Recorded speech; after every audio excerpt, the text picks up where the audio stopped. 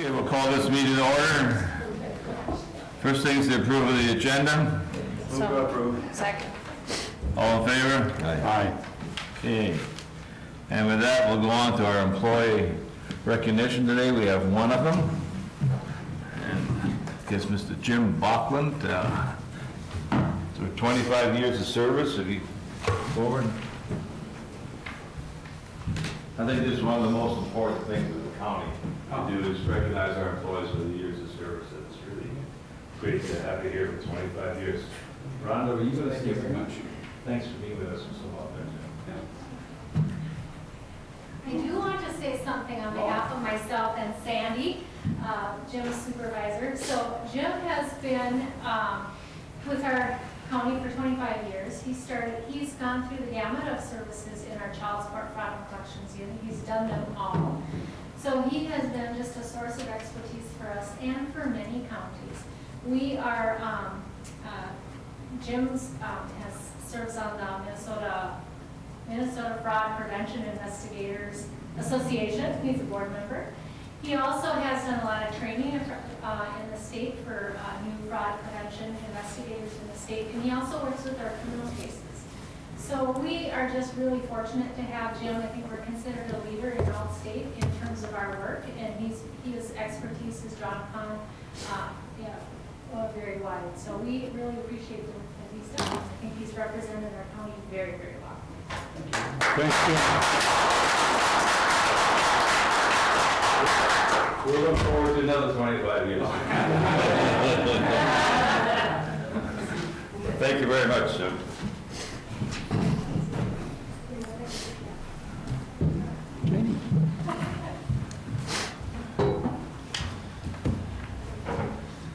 Okay, I see no citizens to be heard. We'll move on to approval of the bills and vouchers. Move approval, please. Second. A motion and a second. All in favor? Aye. Approved. With that, we'll go on to Mr. Lieutenant Brian Green to give us a updated community emergency response team presentation. Well, good morning. Good morning. Good morning, Brian. I guess it's really, we got a short presentation of the CERT program. And what we're really looking for today is just some information to give to you and some support. We used to have the CERT program with the Citizens Emergency Response Team in Clay County back in 2006, 7, and then about 2008 kind of went away. First Link actually was the one that was control at that point. And we had kind of a combination Florida more at CERT program. And it's an adult CERT program, which is a little bit different than the teen CERT program, which we currently have in Clay County.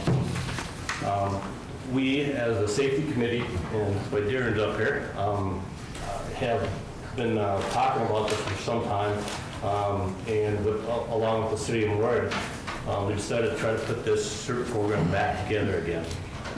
It's a national program put on by FEMA, started back in California many, many years ago, where a lot of communities that have tried to take care of a lot of stuff in disasters and emergencies. So the program is a national program, and we will go through a little bit in the slide presentation.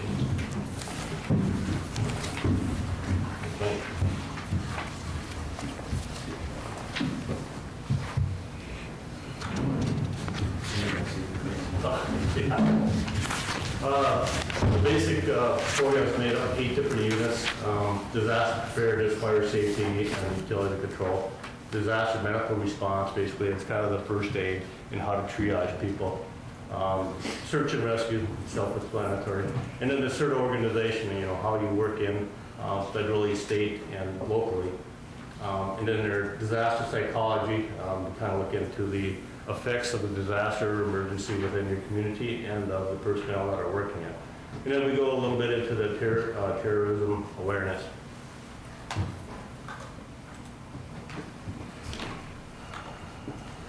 Unit 1 is just emphasis on individual and community preparedness, and then recognizing local hazards. Of course, you guys all know we have plenty of hazards around here. And, and not so much just the hazard, but any kind of emergency. Within the county or within our region. We would be able to get these people trained, and we'd be able to use them in some kind of, any way we would be able to utilize them. Fire safety, utility control.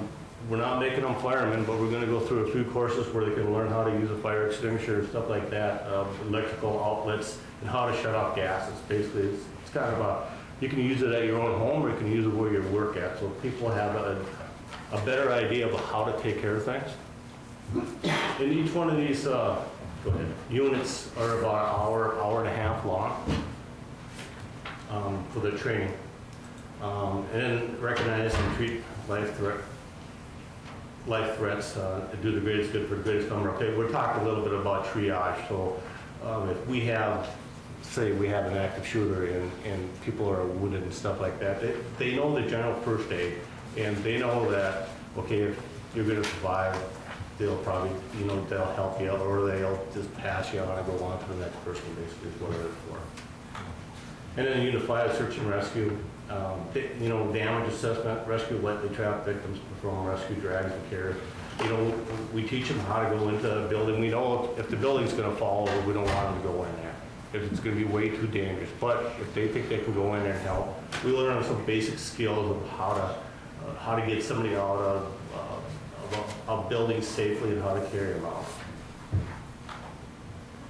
And then Unit 6 basically is just the CERT Organization. How are we going to use them? How are we going to contact them? How are you within the state and the federal government? How that works? And then how, again, local activation. When are we going to call you? Who's going to be the team lead? What are we going to use them for? And then Unit 7 is disaster psychology. Any kind of disaster and or emergency affects people different. We kind of look at it. We don't treat them. We don't teach them to be psychologists by any means, but so they can recognize that there's problems, and also they can recognize in their family members and or community where you have some emotional problems, and again, the well-being of yourself and your family. Unit 8, we touch on terrorism. Again, it's the possibility of happening here. It could.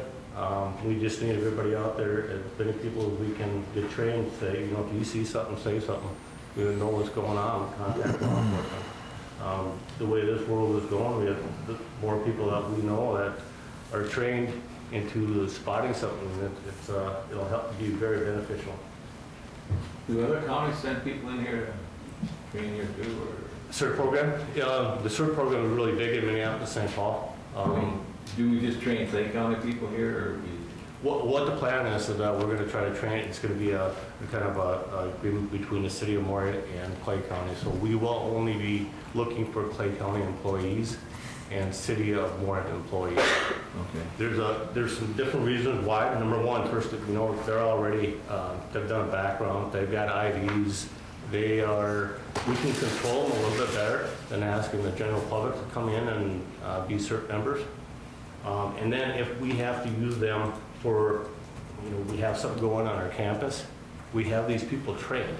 They're in their buildings to be able to help out wherever they're at, within the city of Moorhead and or the county employees. Darren, is there anything else we want to touch on? The people that we're looking at getting into the CERT program are people that wouldn't necessarily have a role as part of the Clay County response team. So we wouldn't look at, deputies that would be out doing their own Clay County job. It would be people that wouldn't necessarily be involved with providing services during a disaster. Citizens response. Yeah, it would be people that could go out and help throughout the community that are trained to do these 6 or 8 different things. Right. And the other thing too would be, we'd try to get a form up so, a general kind of a contract between the employee and the department head. So they understand that, when you go to training, it would just be like a normal department training.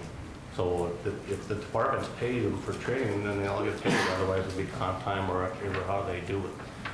Now, if they get called out say like 8 o'clock in the morning and they're supposed to be at work, it'd be just the standard, they're getting paid like normal. If it's after hours, again, it's up to each department how you would pay that employee. So we don't have to, we don't have to worry about taking people away from their jobs and stuff like that, knowing that they're not going to get paid, or they're not covered by insurance or anything like that. They already are by the county and or the city, and it makes it a lot simpler. And again, we can control them a lot easier.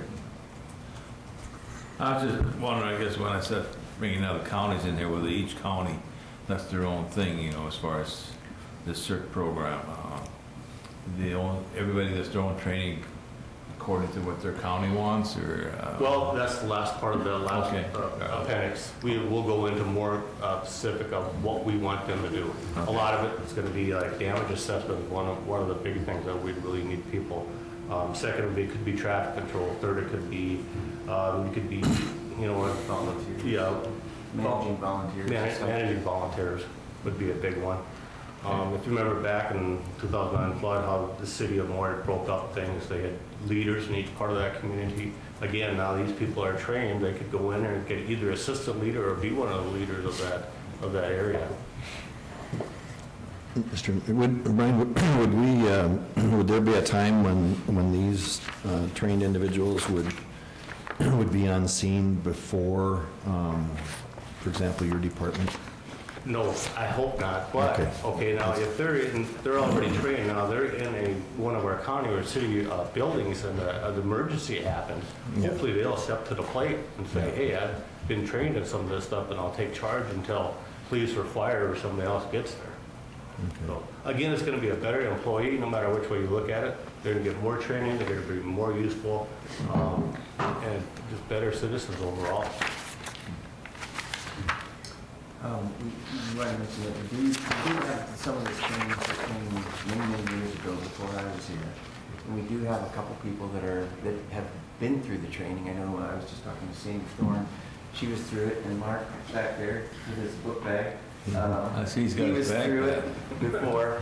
The problem is that, and correct me if I'm wrong, that we did the training, but then there wasn't any follow-up or additional training. And so those people that were trained, they got trained and then there was this long lag time. And I think that the intent of this program is to get people trained, the ones that are dedicated to be here for a longer period of time, and then continue to do training events or exercises or drills or something to keep them up on their skills. So I think that's the intent of this program as well. I just have one more. You presented this to our Clay County Joint Powers Board, and I think it was well received there, and I like the idea of it going to the county employees. And I know that morning I asked a question about how this differs from the posse, and I know there's some differences, but is there more extensive training for this program than there is for the posse, or is it the other way around? I would say it would be the other way around, that this would be more training. Our posse is more towards that law enforcement part. Now this is going to be more towards that volunteer part, where we can volunteer for basically anything. And to be more general, to help the county and employees and or the city employee by just being at that campus or at that building, and now they're trained, they can hopefully they'll just step in and take over and help or whatever's going on. I certainly recognize that the posse's done a lot of good things over the years too, and I know you've kind of got this targeted for county employees, but I think you also have another, that posse group is really, they're committed, and I think you would agree with that. Yes. And I just, if there's more training, I wonder if we couldn't maybe, or should maybe look at including them. I know there gets to be a little bit difference in insurance issues too. I think that was another thing you mentioned, that we have all of our county employees already on our insurance, so. Yep, you're working with comp and, all that stuff, once you use them as a volunteer, they're our employees. Well, they're already our employees, so we don't have to worry about that. And then the reimbursement, you know, if we get a federal disaster, yes, we will get reimbursed for that, but generally, we're not gonna have a federal disaster. We're gonna use them, you know, any kind of emergency, and now, how are we gonna reimburse them? Well, they're already on the payroll, they're already getting paid. And the same thing with the city. This is a partnership with the city of Morgan and Clay County. Mark, did you have something to show in your bucket there, or is that just a lunch bucket? You can bring that forward probably, and, oh.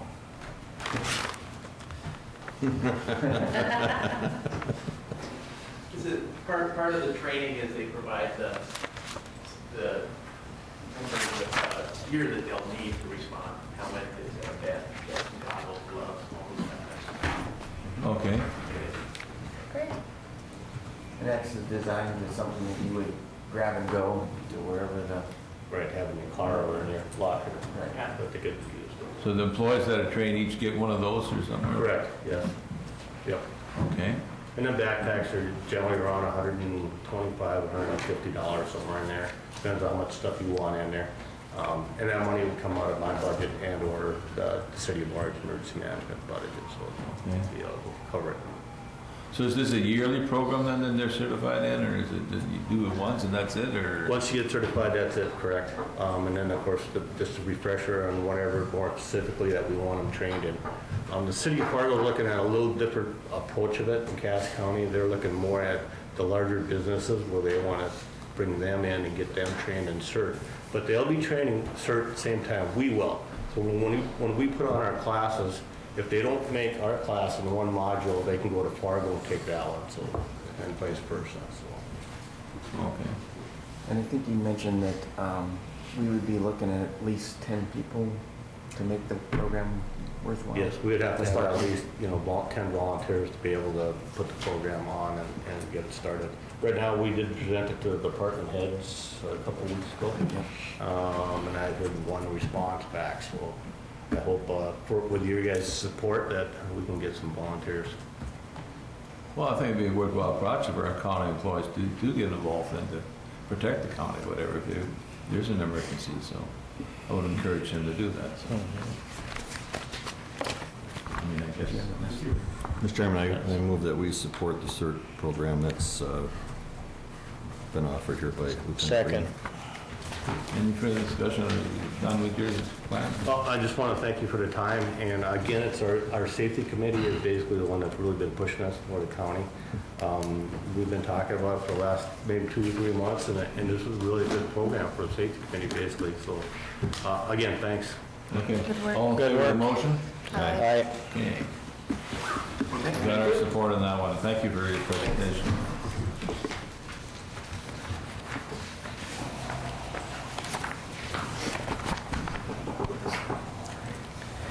He doesn't want to take that helmet off, it looks like. Okay, Dustin, you gonna take the next thing on the food service contract, or? I am. Troy Amundson and Justin Roberts, thank you. Well, we're here today. Our food contract expires December 31st of this year. We're looking for to publish an RFP for food service for the jail. I think we originally had a longer contract. We ran into some issues with our current food service provider. They kind of really raised our rates quite a bit. We were at, I believe, $2.05 a meal per person per day per meal, but they raised it to $2.71 per meal now. We tried negotiating with them, with the county attorney's office, with Jenny. They weren't really willing to give a whole lot, so we had requested to kind of end the contract early at the end of this year to see if we could potentially find some better options out there. We're hopeful that we can find some better options. With that being said, it's always kind of up in the air whether we are going to or not. But we are looking to get this published out today or within the week to kind of get some requests and to provide us, not only us, detox and juvenile detention with food. So what is our option if you don't get anybody to respond to this? Is stay with it? Are they willing to stay with us then, or after we? I think they are kind of probably on a, I don't know, a month-to-month kind of thing, because we're not under, you know, a year-long contract with them anymore. I would hope that they're not just gonna up and leave us. There is a little bit of concern about that, I think, but I think Julie's made some contacts throughout the community. I think we do have some interested parties in Okay. putting in a bid for this, so. If they did back out of it, do you have a plan B? We don't at this time. I would hope that they wouldn't back out of this, because I think they will be a major player in when we do get a new jail, and do have our own kitchen. We will be contracting with a food service provider, and currently we're with Aviance, and Aviance does the majority of the jails in the state of Minnesota right now. I don't know that they would really want to kind of exclude them from that process when we do get our new jail here in a couple of years, or a new kitchen in a couple of years, because that's part of phase 2. But I think it would be not good for them to kind of just back out of it and then think that they kind of have a shot at it in a few years, so. Mr. Chair, I move that Mr. Baldwin would publish for the RFP. Second. Any further discussion? All in favor? Aye. Opposed? Okay, motion passes. Thank you very much. Thanks.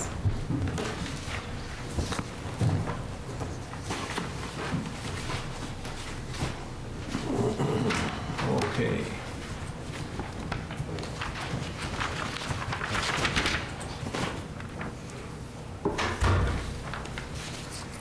Let's see, Kathy's not here, or?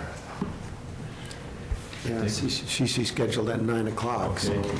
You want to take your policy committee thing? or- Sure, Mr. Chair, I can do that.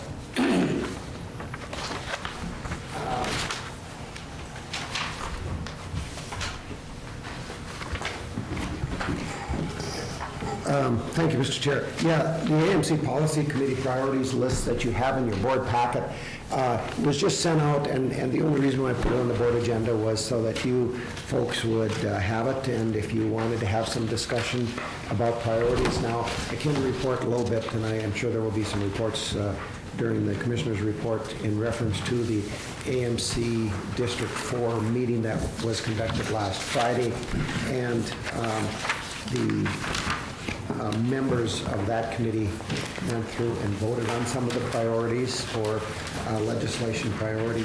And frankly, each and every one of you, I believe, are on one of these 5 different committees. I think there's 5 committees. And you probably know more of what went on when you had the fall conference. Was it down at Arrowwood? You had a policy committee, but sometimes you're engaged in one committee and your other commissioners do not know what's going on in the other committees. So I guess that's why it's on the agenda today. I know they had asked for some feedback, which they received on Friday from all of the members of District 4. So I don't know if you want to go over these at all. It's mostly for your information. And if you want to give us some feedback in, but again, like I said, that occurred last Friday, so I could probably just say that one of the items, they asked us to vote on 3. One of the items was the increased funding and the formula adjustment for County Program 8 under general government. And I think the second, or I won't say the second, the other one was the passage of a comprehensive transportation funding that was important to everyone there that received priority votes. And the, was it the mental health issue? Yeah. Creation of alternative. Yeah, and I think they endorsed moving forward the 5 priorities, and I know we were to vote on 3, and I have probably the 5 priorities in my office, so if you remember them, that would be okay. The other 2. That you voted on, well, I had to leave at 11:30 there at that time, so I don't know if we voted on them. Yeah, we just voted on the top 5, I guess. Okay. One of the other ones was the broadband, I believe. Broadband was one of them? Okay. I think that's what it was. The top three are the ones that, That we were supposed to only vote for three. Yeah. So, and these are the three. Yeah, those are the top three. So, Um, I think the out-of-home placement costs, if I'm looking for that one, I know that was pretty much on everybody's radar as well, yes. So, but anything else in regards to these items of concern from AMC for the legislature this year? Like I said, this was mostly for your information's sake and for discussion if you wanted to have any of it. So that's why it was on the agenda. Okay. I don't think any action is required. No. Okay, thank you, Mr. I guess Chair. I was at the meeting, so I'm okay with it. I'll discuss some in our committee reports. Okay, Kathy. Going to have to put this off a couple of meetings now. This is agreement with the Waupun Public School to provide grant funding for nursing mothers and for physical activity equipment for staff. Just wanted an explanation on that, what that's all about, and crossing state lines and stuff like that. So I Right, guess it's a worksite wellness initiative. So you all know Gina, in charge of the health promotion area, and this is under our statewide health improvement program as well as community wellness grant. So she'll talk a little bit about the work and what we're doing. that's a short one. Okay. Oh, here. I guess we already got it anyway, I guess. Oh, that's okay, you can, I think it might be over there. Okay. Thank you. I've got one. So one of the things that our SHIP grant has, is, among the many other areas that we're working at, is a worksite wellness initiative. And what we do is a worksite wellness collaborative. And you can see the number of people that have gone through our worksite wellness collaborative over the last 4 or 5 years, or organizations or work sites. And they commit to about a 12-year kind of time frame where they meet collaboratively, and then we have a whole kind of curriculum working with them on how to improve their work sites. And the people that attend this then go back to the organizations and really try to work on engaging others in that process and making changes. With this, we have kind of gotten a little bit of a reputation too of having this opportunity, and so people are seeking that out. And the Wapton one, which it's for their work site, and the reason that that Wapton is included, as well as a couple other North Dakota organizations, is that because, especially in the Breckenridge area, is where a lot of the Minnesota residents work, is on the North Dakota side. So we've leveraged a lot of partnerships in the last couple of years, especially along the borders with different systems. And one of the things too was that one of the dietitians working in Breckenridge was also working in Wapton and brought that forward to us. And we always go, ooh, it's North Dakota, but what we do then is we talk through this, and then we talk with our grant managers, and we explore how it impacts Minnesota residents. And so with that, in this situation, we did talk with our grant manager, and they thought that given the Minnesota residents and the culture of that community, that would be something that would be beneficial for this. The amount of dollars that we're spending towards this is very small, and usually with our work sites too, it's more about changes versus dollars given necessarily, but helping them with making those changes. So that's kind of the rationale about that's kind of our worksite wellness program, the rationale why we have the Washington School District as a member, as an employee member. Questions I can answer? Okay. I guess what we want just was an explanation. Sure, of absolutely. I understand it. And we always kind of go, Yeah, I mean, just, when we saw Wapton on the thing, it was a little bit of concern that how it's funded, where the funds are going to, so. absolutely. I'll make a motion to approve the subcontract. Second. All in favor? Oh, excuse me, any further discussion? All in favor? Aye. Okay, opposed? Okay. Thank you.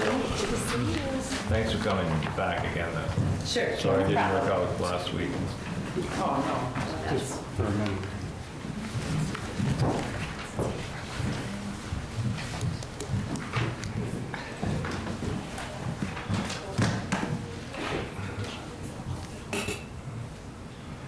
Okay. Would you like me to go? Huh? Would you like me to go? You can start. I was going to have Wayne start, but since he's gone, Great. we'll start with you. Thank you, Mr. Chair. Last week I had a meeting with yourself and Brian with Moorhead Public Service on solar possibilities, continuing the dialogue that we had, I believe, 6 months ago. If the county is interested in any capacity in joining that solar initiative. One thing that I think was important to the discussion is that the reason getting into that investment is so low right now is that Moorhead Public Service is really subsidizing the majority of the cost. So it is considerably less dollars for us to go that road as it would be to put solar panels up on our own buildings and maintain them. So I would like to continue that dialogue. I think it really offers an opportunity for Clay County to invest in some alternative energy. It's really been an important piece, I believe, the wind energy in the eastern part of the county. So more to be heard on that. I also have the out-of-home placement committee meeting that we've been meeting monthly on, and the one thing that remains constant in all of those meetings is that there is a great and significant need in Clay County for us to do something, and we all know that at this table. And I think one of the major pieces that we asked the staff is to bring us forward a scope and size of a project. What would a scope of one project and a cost benefit and a staffing pattern look like with one piece, and what would it look like if it were a broader piece?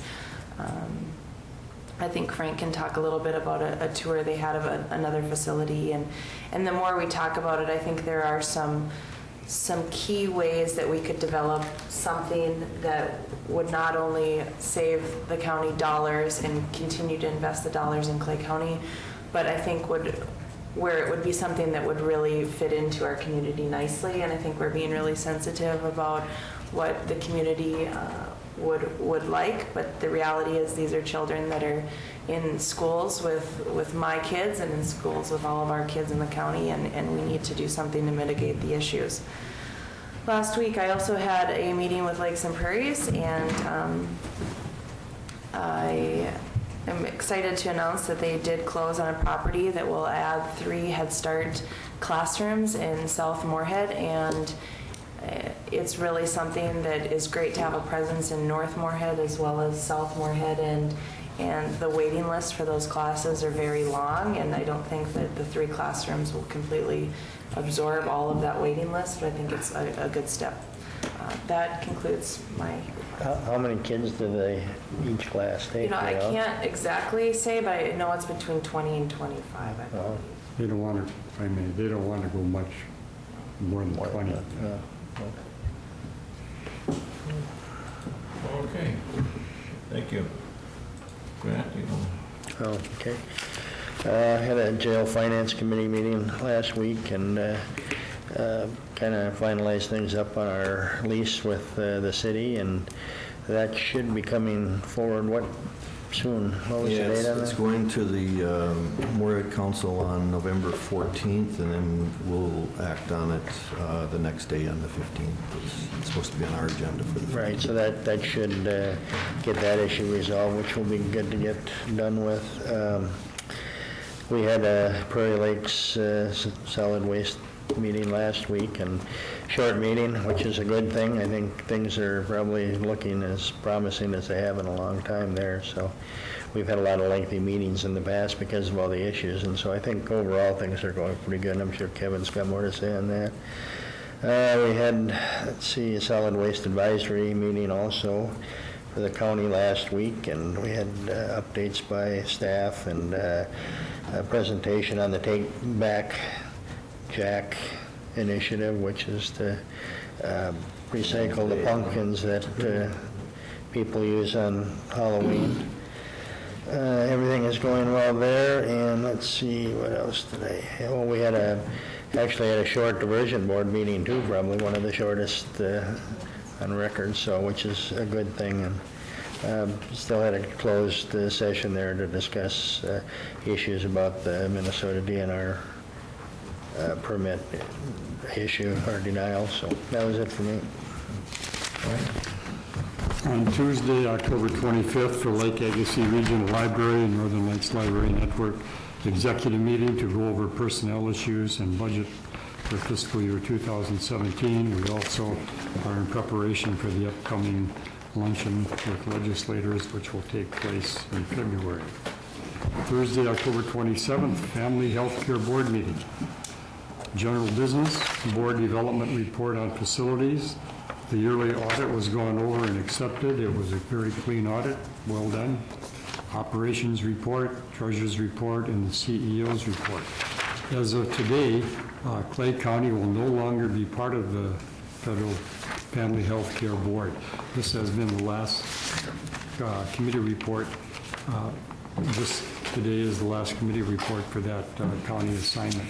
In review of their bylaws, discovered that there was really no reason for Clay County to continue to be on their board, even report. Okay. Mr. Chair, I do have an additional Go ahead. to report on, if you don't mind. I also, last week with Lakeland Mental Health, there is, we had a 3-month new executive director review, so I was part of a board that's analyzing those reviews, but also their Moorhead site is looking to expand both within the building and also parking, and that facility is surrounded by a safari in South Moorhead. If you recall, some of that is up for sale, so we are moving forward with making potential offers on more parking space. Kevin? Yes, a couple of additional things on the jail finance committee meeting. We did have representative from our bonding agency there, and we discussed again the financing package in terms of we're looking at having 2 bonds in the future. One, of course, being the one needed to complete the correctional facility, and then the last one for the law enforcement center. And we're looking at moving up by a few months the jail bond. And so we went through and determined what additional bonds we need to have to cover that project outside of the $10 million bond that we did. And I think that number we came up with was 27.5. Now we're looking at that as being the net amount needed. So the bond would be sold for slightly more than that because we have to incorporate the fees into that. And I think we have the ability to lock in a rate, and so I think we're going to do that, or bring it to this board to suggest doing that. It's going to be later in November. Is that the time frame that we? Yes. And then, but the sale would not close until after the first of the year, and that's logistical reasons, and the fact that we needed to separate it from the bonds that we, in the same year that we did the $10 million bond. So we're hoping that we're going to lock in some decent rates on that. And then the Prairie Lake Solid Waste grant report on that as well, and we continue to go after the original contractors on the superheater issue, but in the meantime, we voted to put out an RFP to come up with proposals for long-term fixes to that. Thursday morning, we had the Solid Waste Advisory Committee, and Grant reported on that very well, and I just would like to encourage all of the people regarding the Take Jack Back is in effect today, and I think they have containers at every recycling center that we have, so we would encourage you to do that. They're certainly not good for our landfill, so. You're not supposed to just throw them in the streets. No, that's what that's probably not a good idea. That same day, then, we did have the Diversion Authority meeting, and at that meeting, most time we spent in closed session, and when we did go into public session, we did vote to go forward with the process of a contested hearing regarding the DNR's decision, and that's basically you go through a process where you're allowed to offer additional information that would, at least have them look at reconsidering it. So, and the legalities of that, that's about as far as I know my knowledge goes. And then, of course, Friday, I attended the AMC conference in Fergus Falls, and we went through that, and Representative Peterson was there for a presentation. He was there. He talked probably from 11 o'clock till about 11:45, I think, and he was kind of gave the mood of what's going on in Washington, and it's certainly something that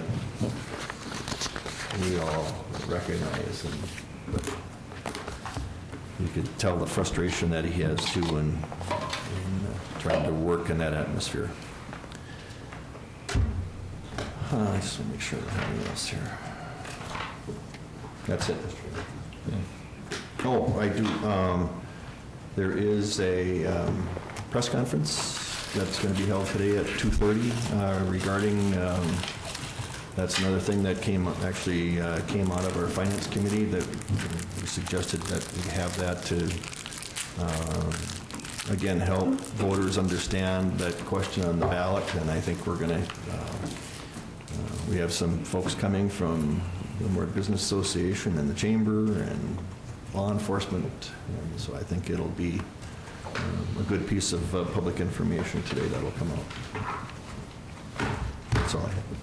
Okay, well, I also was at the AMC meeting there last Friday, Fergus Falls, and I have to agree with you when you say Colin Peterson seemed disappointed in the way things are going in Washington, D.C. and stuff, so I don't think he sort of expressed his views on that. We've already covered the other hot topics, the three major ones that we had that during our meeting that we came up with that we wanted to pursue. Other than that, that's the solar meeting that Jenny talked about. They're talking about probably investing, we can invest as much as we want, but if we want to buy a whole panel of 72 panels, I think we're talking about $35,000 to $50,000. So I don't know if we can make that part of the jail thing, or make that part of our green effort. It sounds like after 10 years, you're going to start getting a payback on it. So in a way, it seems silly that we wouldn't want to get involved in something that's going to pay us back for 10 years afterwards. So what they presented sounded pretty good to me, So I think it's something we really need to look into. If we can swing that into our budget somehow or not, and whether it's part of the jail budget or whether it's part of the county budget. It's all the same. It's all part of the same thing, but I think we got to take a look at that, if we can make some money on that thing. Out-of-home replacement, that meeting involved, we're trying to get them, like Jenny said, to come back with some figures on it after going to Grand Rapids and looking at their stuff. You need a staff 24/7. So my feeling is, let's go a little bit bigger instead of looking at 4 people or 6 people in the thing. You might as well go 8 or 10 if you're going to have people there all the time anyway. So they're looking at people. They can get bids on a house, or if they can find a place to put a house or something like that. I think sometimes going into the community and buying a house and remodeling, it's going to cost more than just building new or something. But I think we should look at what do we really need. How many people are we going to put into this house? And then from there, okay, now what type of building do we need? So they're going to come back with some figures on that. Mr. Chairman, would a facility like that require licensing from Department of Corrections? Yes. And Yes, so, certified that it's, so they, with my knowledge of the DOC, of course, the more you ask for in terms of bed, also the more requirements they have for staffing. So So sometimes going bigger also increases your staffing requirements. That's right. Going through DOC, I just wanted That's what I'm saying. I mean, we'd have to look at, if you need the same staffing for 4, 6, or 8, why wouldn't you go 8? Yeah. You know, and then if we're gonna do we have need for male and female? What are our needs? I think we gotta start there, you know. What are our needs? Do we have 8 people that can go into transition now, or do we have 16, or what? So those are some of the stuff they're getting together. You mentioned the press conference this afternoon, and I think on November 3rd, there's also Mort is inviting us to a future growth planning area on the south side. I think that's gonna be something we probably want to get. I'm not going to be able to make that one. I got some other commitments that day, so if someone, I don't know, I think it'd be important. I can try and be at the beginning of it. I have a 4-H meeting later, but. Okay, because I got meetings all day there, so someone can make that. I think that's an important thing for us to get knowledge of what is their growth area, because we've had a few people that want to build down there, so we'll see what the plans are. With that, we'll go on to Brian. Well, thank you, Mr. Chair. Several of the items I guess I have been discussed. One of the items that we do need to talk about to finalize within the next day or two is who is planning on attending the AMC conference in December. We have motel reservations for December 4th and 5th. The conference runs, evening of the 4th, which I believe is Sunday night, and then Monday and Tuesday. So, but we need to register for the conference and then give up the rooms that we don't need. So, I guess on that item, I know 2 years ago, when Jenny, after the election, I think you went down there with us at that time. I don't know if we want to check with Jim. I don't know if we want to do the same thing again, involvement in that. It just was very beneficial for me. I know. I felt like I had a... Mr. Chairman, I think that's a good idea. I did see him, and I did mention to him, and I think we should still give him a formal invite to go there, but I think he did say that with those dates, he had some conflicts. Okay. But I did also tell him to plan for the new commissioner training that's in January, so I think he's got that on his. But I think you're right in sending a note to him. Yeah, I don't want to jump the gun on that one, but I think you have to. Well, you're really not jumping the gun, because we need confirmation and registration of it. So we will check with him again. We have gone ahead and made a preliminary motel reservation for him, so we'll need to cancel that if we're not going to go. But it also, I think, would be appropriate, because the person is not an employee or a governing board member, that we have a motion from this board approving that the reimbursements could be made. Okay? Second. I guess my only discussion of that would be that, can we do that before November 8th? I feel you can, yes. Okay. Well, I think it's whoever the new person would be. Right, that's exactly right. We're talking about the AMC conference this fall. So reimbursements, you're just talking about hotel and registration? That's exactly right, yeah. Mhm. Okay, we've got a motion then, whoever it may be, to go down to that AMC meeting. All in favor? Aye. Okay, opposed? All right. Okay, you can put me down for it. Colleen can put me down for that meeting. I'm planning on And I don't know. Yes. Grant and Jenny, you're going to. Okay. Expensive coffee. Yeah. You're not going to go for your retirement celebration that they put on for you? I'll throw your retirement celebration. Well, they honor all the retiring commissioners. Okay, Brian, any further?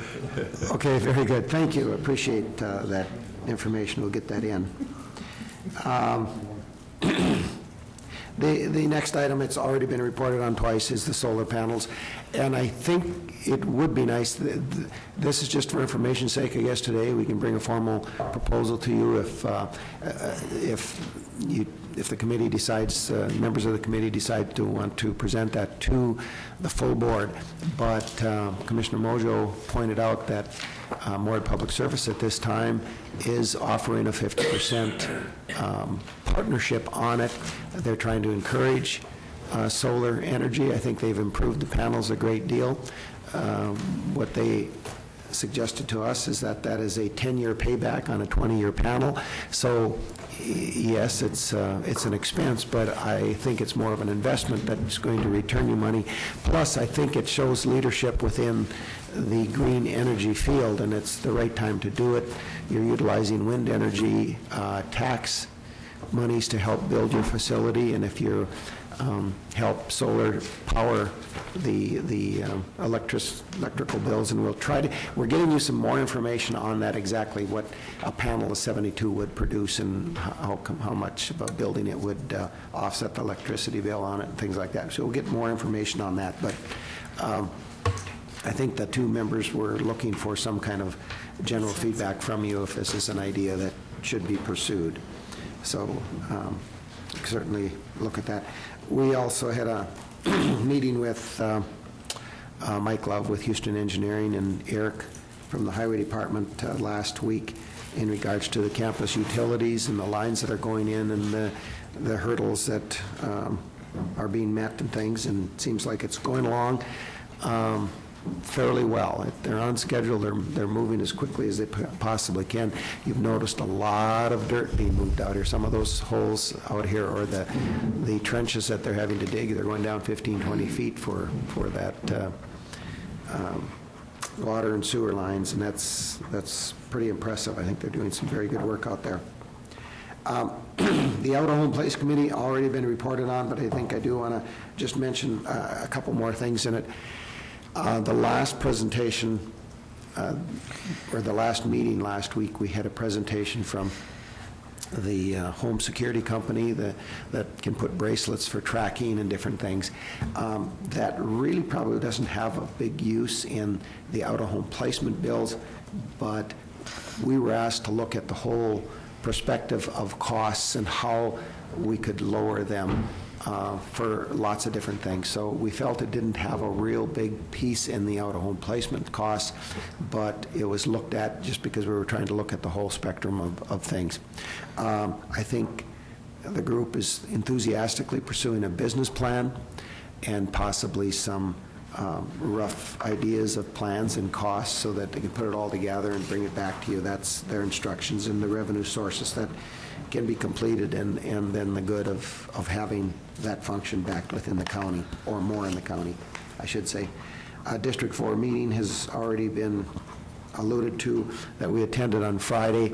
The county reports, you hear those on a regular basis. I think I think we're right kind of in the middle of the levies that are being proposed for 2017. I know we certainly weren't the highest and we weren't the lowest. I think we were kind of right in the middle of those.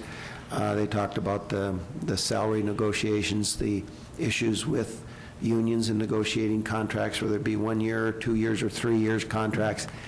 The one that probably stood out too, that's doing a project like we are, is Becker County. They're in the process of building a new jail. They have not selected their architect yet, so they're somewhat behind. But when you talk about timing, I know we've talked in our jail presentations, is that you folks formed a committee in 1997 to study the overcrowding in the county jail. Well, when I went over to Becker County in 2002, they had already purchased land to build a new jail. So that tells you how long sometimes these things, and now it sounds like they've got the green light to go ahead and build a new jail up on that property. But they had built, in the meantime, one of the first things we did, we built a minimum security that would hold 48 prisoners, and that helped extend the life of their lockup facility. This has already been mentioned. The jail financing has been mentioned. I think that's about it, Mr. Chair. Okay. Anything else from Jenny and Colleen? We're adjourned.